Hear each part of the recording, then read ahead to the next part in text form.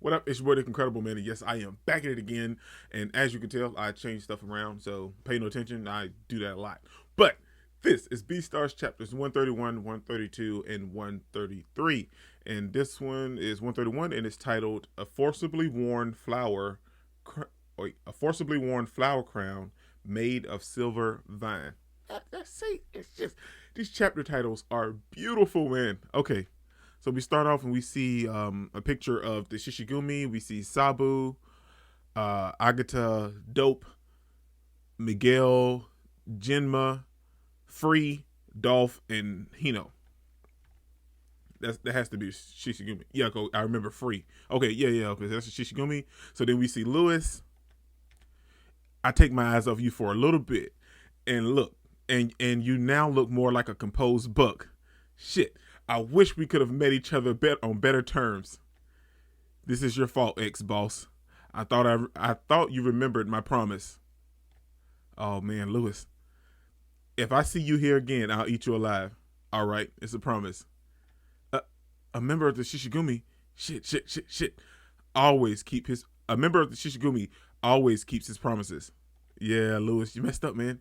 He looks so understanding. You're the best boss I ever had. What the? You okay, hold on. You're the best boss I ever had. Oh, what happened to his antlers? My grip. Okay. So, man, see, y'all miss. Oh, my heart. Okay. So Lewis is looking stunned, and he's looking. Okay. What just happened? I shed my antlers. In the middle of him getting shot at, like, I guess they saw the blood and kind of panicked a little bit. So, like, he kind of, like, missed his aim up with the gun and stuff. Like, so it's just a lot of stuff went into that. I shed my antlers. Shed? I didn't know it was time already. My hairlines were feeling itchy, but I thought I shed them a month ago. But I thought I shed them in a month. Sorry for catching you off guard. This is just a deer thing. Let's get back to the business. Let's get back to business. Because we can't be fooling with him.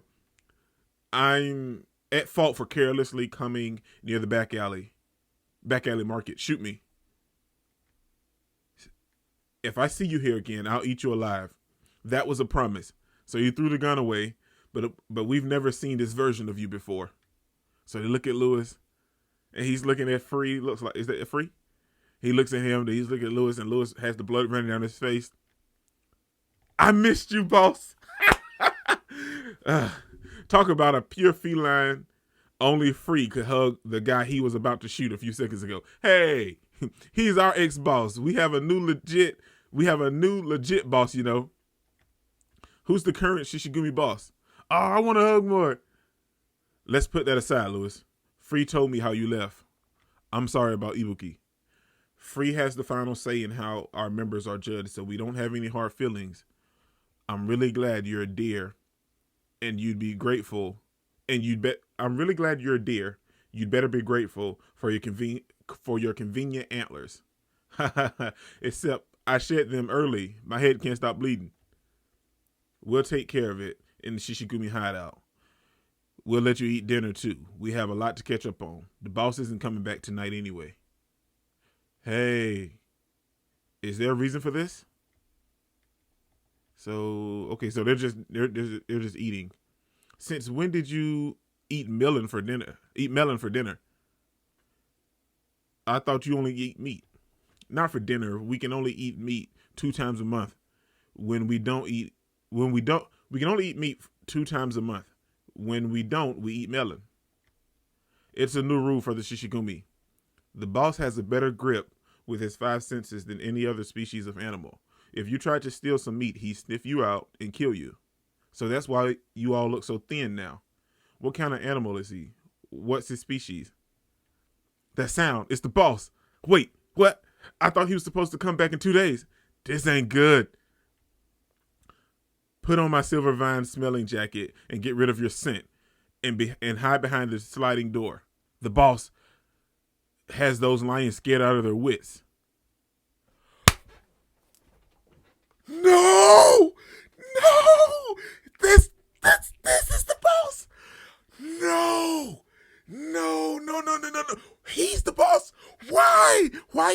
boss. I get it now, though. And I get why you guys was like, well, it's going to change. His name is going to change after a while. So I get the Melon now. I get Melon. No, so much.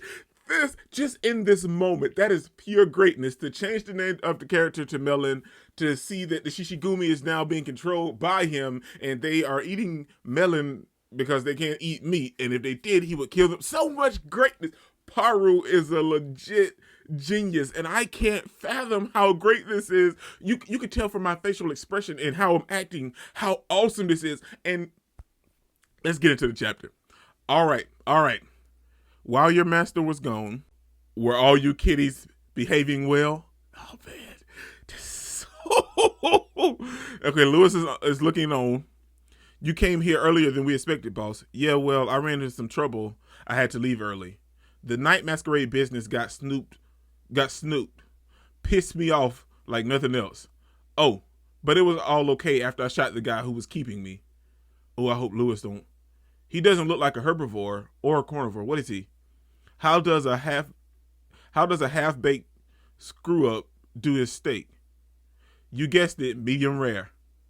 My body doesn't do well with meat, like at all. But hey, I'll still eat this in your stead, however you want to say it. No doubt about it. He's a carnivore herbivore hybrid. I can't really eat this though. This is food for wretched beasts. No wonder you guys drool over the crap. Well, guess I have to use a few tricks to eat it. Nori tamago, batsumia, and then pug sauce amount, and probably looks like mayonnaise. So you have to just cover it with a whole bunch of stuff.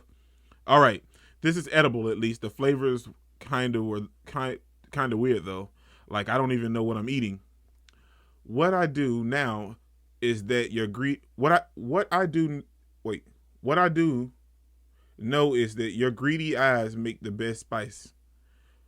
What a waste of high quality steak. I didn't prepare this meat. I don't even know what species of animal this is. Please wait. Agata, what? Agata, why are you saying something? Eating meat while knowing the species it belongs to is the minimum etiquette of the back alley market. Why would you say something to this fool? Y'all, don't mess with this man. This man is crazy. There's etiquette in eating meat, eh? I had no idea. Well, he's dead. We know he's dead. Let's try it out. Oh, he stabbed him with the fork. Agata-kun, the Congo lion, 26 years old, the youngest member of the Shishigumi. A boring young lion who likes to show off his cringe-worthy shallow morals. Hey, expressing your sentiments about someone while stabbing them with a fork doesn't feel too bad. Free, sir. There's an outsider here. Bring him in front of me now. If you don't, I'll make Agata into your twice-a-month meat dish. This man is a savage. Okay. See, now I know why you guys were like, well, Melon is the man. I mean, he's the big bad. He's that guy. And just in this chapter, you can see that like he has a demeaning presence over the lions of the Shishigumi, and he's just like he has them terrified. He's starving them, keeping them thin so he can keep them in line by giving them pieces of meat twice a month, and like he's controlling over them, and like they really don't. No wonder they miss Lewis. I mean, no wonder. Chapter 132, man. You called me by my name as if I'm already dead. Oh, man, let's get it. What's keeping you free, huh? My forks, gouging out his flesh. You're underestimating me. I could smell the outsider the moment I got here. Now bring him to me. This is hopeless. I have to come out. Boss, I brought the outsider here. I'll show him to you. Miguel. This is what you sniffed out. The antlers. Okay, well, maybe that'll kind of keep it, maybe. Oh, I knew something smelled like deer. He got my shedded antlers. That was smart. So it's like if he decided to smell Lewis, like the antlers would be like what you're smelling because of the blood. Okay. Oh, I knew something smelled like deer. He got my shedded antlers. There's blood. These look freshly removed. Miguel-kun, wouldn't you say? Where and how did you get them? I broke your rule. I gave into temptation and I ate a deer who had put himself on sale in the back alley market. You're covering for Lewis, Miguel. Now the boss is going to kill you whether he finds you out or not. I have no excuse for what I did. None at all. Carnivores are but foolish animals. That's all. As a carnivore-herbivore hybrid, you are a complete animal. But I am a mere lion. I couldn't protect the simple rule of only eat meat twice a month. If you could give me just one more chance, I would control my carnivorous urges and become closer to the being as complete as you are. Now that is the best thing that you could possibly do, is placate to his ego, because he definitely feels like one of those characters like, well, okay, well, he's definitely deranged and crazy. But if you placate to his ego, he might let stuff slide a little bit because, well, you are right. I am such a complete and wonderful animal. But on the other hand, he could be one of those crazy types that like, I just kill you, got a wind blowing. Okay. So hopefully not. If you could just give me one more chance, I would control my carnivorous urges and become closer to the complete being as you are. You're quite smart for a foolish animal. I won't let you go next time. See, I told you. That was close. Someone stop the bleeding. Lewis, you're in the clear. Now, okay, Lewis, you're in the clear now. Must have scared you, though. You guys, that was damn clever of you, Miguel. I didn't know you had such humility. Injuring your own pride is the best way to pander to his ego. Right. And that's the sacrifice I'm willing to make. This era where lions are allowed to be strong animals is over, even in the back alley market. While they were walking, where was I? Okay. While they were walking me back, they told me that the back alley market was adopting the principle of equality, and that the carnivores were losing their supremacy, which is why when the carnivore-herbivore hybrid became the new boss, he improved the Shishigumi's public image and streamlined its business. So Melon is actually really business savvy. So his parents were since they're a gazelle and a leopard, so they must have been high society. They had to be, because he seems like he knows a lot about this world, and he was just an outcast, but it seems like he knows a lot about this world and he's business savvy. Well, if the back alley market is advocating equality, then you lions should stay the strong lions you are, not be suppressed. Besides, no one can blame carnivores for eating meat. Why are you guys looking at me like that? Lewis, please come back to the Shishigumi and be our boss again. We'd be glad to serve under you. Right, because this man is crazy. There's no way they are happy serving under this dude, man. That's the one thing they shouldn't be telling me. I can't. I wash my hands clean. Wouldn't it be more realistic for you guys just to leave the Shishigumi? That's impossible. We're lions born and raised in the back alley market. If we left the Shishigumi, we would have no other way of living. We're pathetic now, you see? Just forget this ever happened, okay? Wow, man, dude, that is hardcore, because they were raised in the back alley market, and Lewis grew up in the back alley market, but he got out thanks to his stepfather, or his adoptive father, and he was trying to become something else in society, but they were raised there and they grew up in the Shishigumi, and they don't have anywhere else to go. They don't know what else to do, so they have to stay in the Shishigumi. That's sad, man. Polish your antlers, polish your fangs, I like to help them if I could. The Shishigumi have saved my life many times over, but what can I do? If he were in my shoes, he would try to do something unbelievably stupid. True. Run after that suspicious hybrid character and knock him out in one punch. Yeah, but Legacy's dealing with some other stuff because he done something incredibly stupid. Legacy, what are you up to right now? Waking up in the hospital?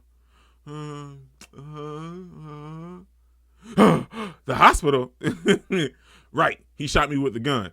Of course! But then who brought me here? I'm okay. My memories are stable and my body's totally functional. I need to get someone. Wait, is Legacy having a outer body experience? Is that me? Legacy's a ghost. Well, he's having like an out of body experience because he's probably in a coma, right? Am I dead? What's going on here? What's with that beeping sound? Am I in the boundary between life and death? I mean, this is totally an out of body experience. I didn't think that stuff was real. Am I going to die? Don't you think you're being too quick to give up? What just look at me? Huh? Who's talking to him?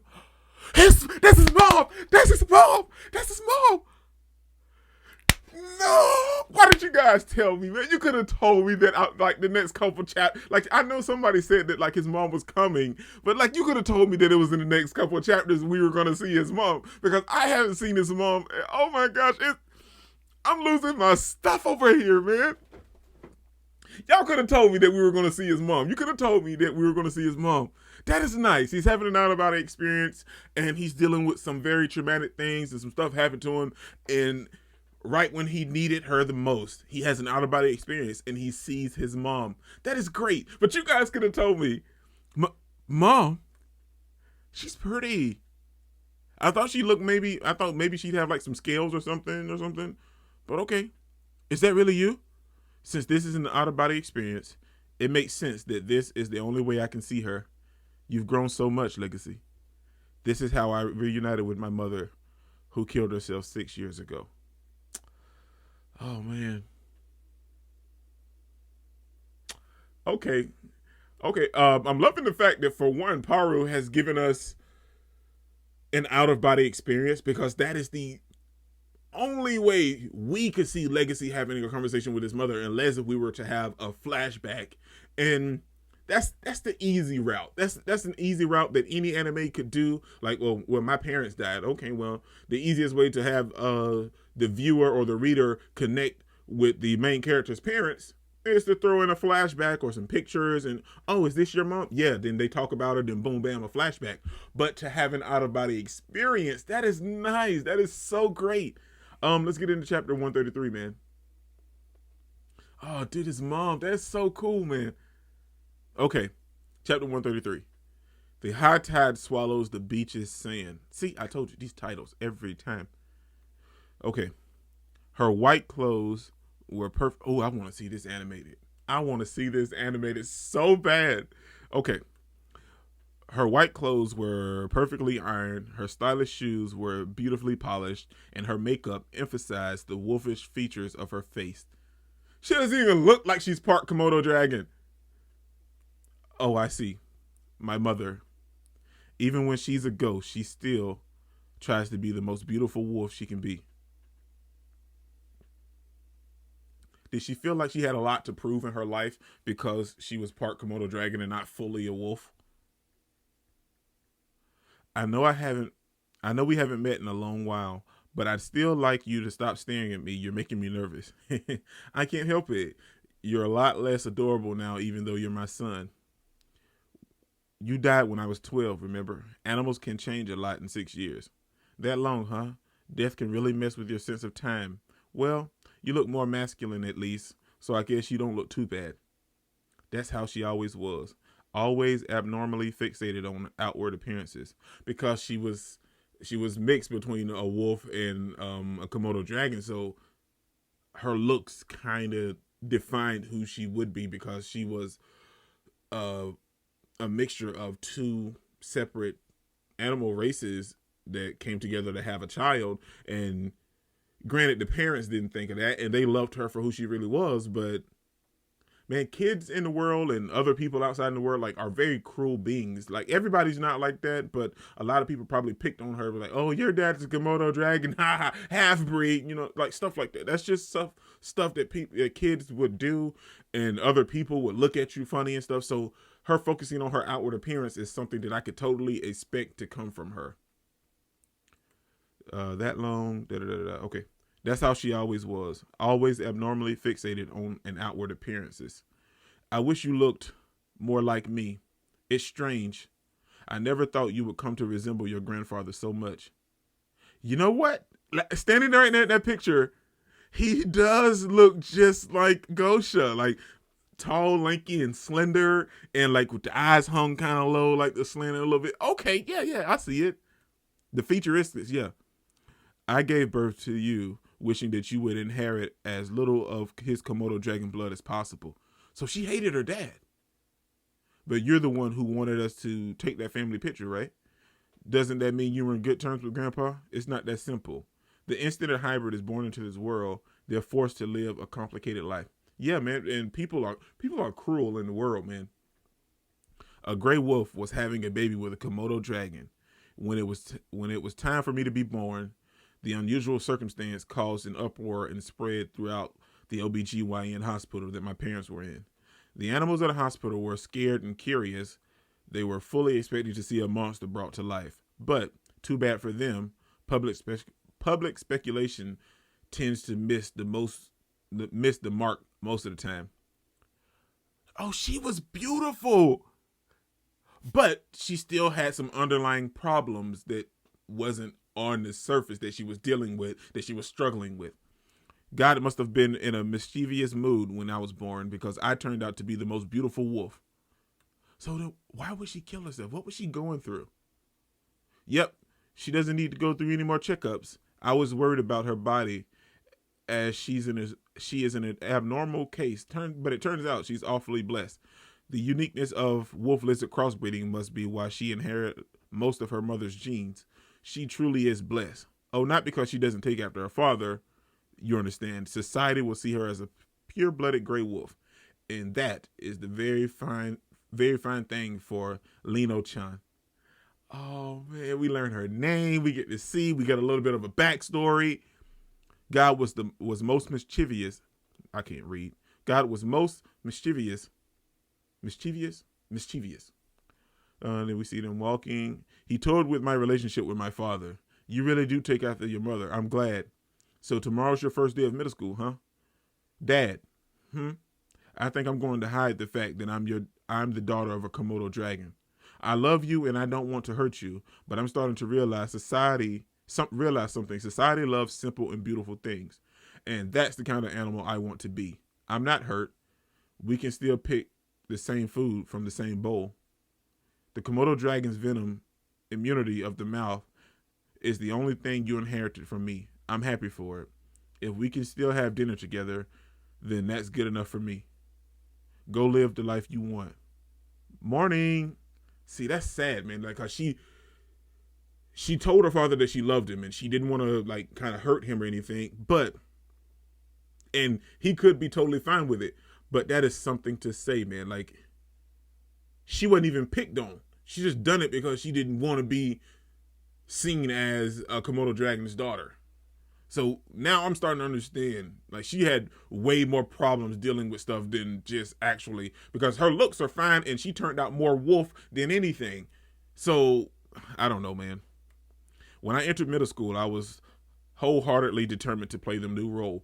Morning, Lino, good morning. The lovable, pure-blooded gray wolf. I stunned canine behavior and used it to be as lovable as I could.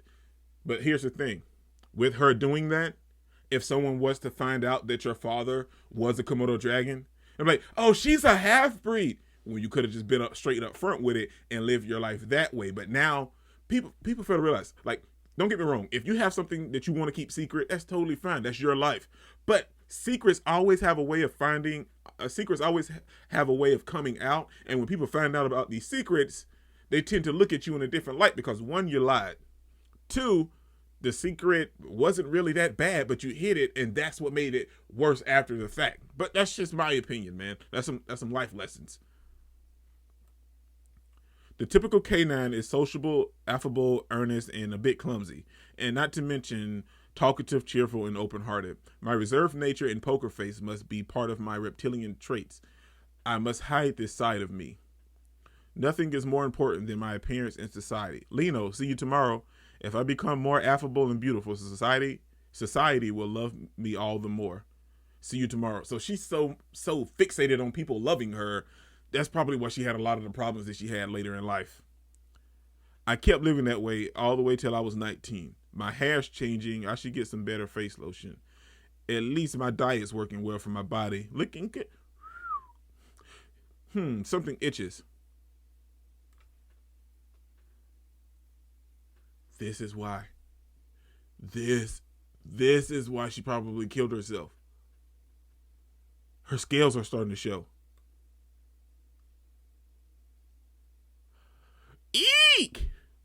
It's a scale. Your father's genes are now appearing on your body. You know, there have been quite a few cases where animals who take after their mother begin to take after their father as they get older. You might get scales all over your body, or you might just have one scale. So she's flipping out. Oh, Lena-san, I must hurry before I become a monster. Look at these handsome animals, handsome. So she was so worried about her appearance. She wants to be an actor, Grey Wolf, Miyagi. And while I'm still a beautiful wolf, I must give birth to an almost pure-blooded Grey Wolf. So she just decided to sleep with anybody to have Legacy. So it really didn't matter who Legacy's father was. The first Grey Wolf, pure-blooded Grey Wolf that came along was the one she was going to sleep with. I must give birth to an almost pure-blooded Grey Wolf. If your father was an amateur model that I happened to find in a fashion magazine, I don't even remember his name. I'm far from the ideal mother, but I really was happy that I gave birth to you. This is some real stuff, man. I wanted us to take that family picture so I could leave a memorial for my regretless life. I'm taking it. Eyes on the camera, please. You look beautiful, ma'am. And we see all the scales down her back.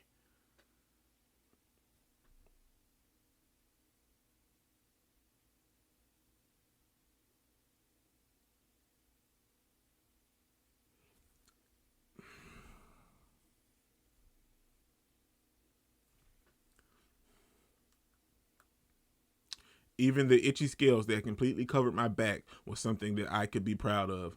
My life was complete.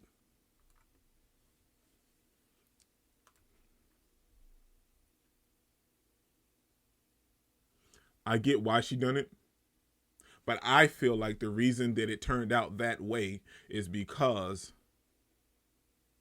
she never truly loved herself from the beginning. And that's nothing to put out there, because so many people have body problems and things that they don't love about themselves, and that just comes with time or the actual help to get to that point. But I mean, me, I love myself, man. I love me. If don't nobody else love me, I love me. I'm just being real. But she never got to that point, even before she started to transform with the scales and stuff. Like she just didn't want to be part Komodo dragon from the get-go. So when the scales started to appear on her body, her mind was already shattered in that little bitty piece in the back of her mind. It was already shattered into 1,000 pieces because she didn't want to be a Komodo dragon from the very jump. She didn't want to claim it. She didn't want to own it. But when it started to actually happen to her, all those shattered pieces just shattered and connected to everything else, and there was no putting it back together. So I feel like that's why she committed suicide. And it's so sad because she didn't love herself in the very beginning, so that's how she got to that point. And it's sad because I know I can just say, well, you should love yourself, but that's so hard for a lot of people. And the ones that don't love certain things about themselves, that's the part of them that they change. And you can change, your booty, your lips, your boobs, all that other stuff, tummy tuck. You can do all that stuff in plastic surgery. You can change all of that, but you can't change what's on the inside, your DNA, your genes. You can't change all of that stuff. And if you don't love that part of yourself and actually really love what's deep down inside of you, you'll never get to that point to where you actually love everything else. But that's just my take on it, man. I could be totally wrong, but I'm just saying that's how I feel about it, because I love me and I love myself so much, man. But these were the 3 chapters that I was reading, and these were some of the most wonderful chapters that I've read thus far in Beastars. Don't get me wrong, all of the other stuff was fantastic and great and I loved it, but these 3 chapters hit different. And they were fantastic, man. This is your boy, Incredible. Don't forget to smash the like button till you can't smash it anymore. Comment down below, and I'll be sure to respond to each and every one of them. And subscribe, but only if you really want to, man. Remember that anime matters, anime is greatness, and anime is life, man. Peace out. Oh, and manga matters as well, because Beastars made it so. Peace out. I cannot complain.